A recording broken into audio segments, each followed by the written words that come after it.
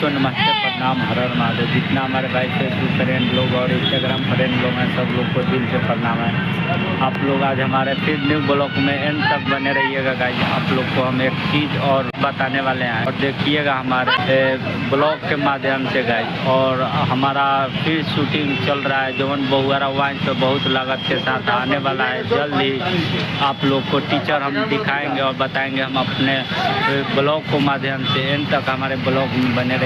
अभी हम just shooting में से आए हुए हैं केसरिया बौद्ध स्तूप है, यहाँ बौद्ध स्तूप के आसपास में है। हम आए हुए हैं होटल पे और होटल पर आके खाना वाना ले रहे हैं।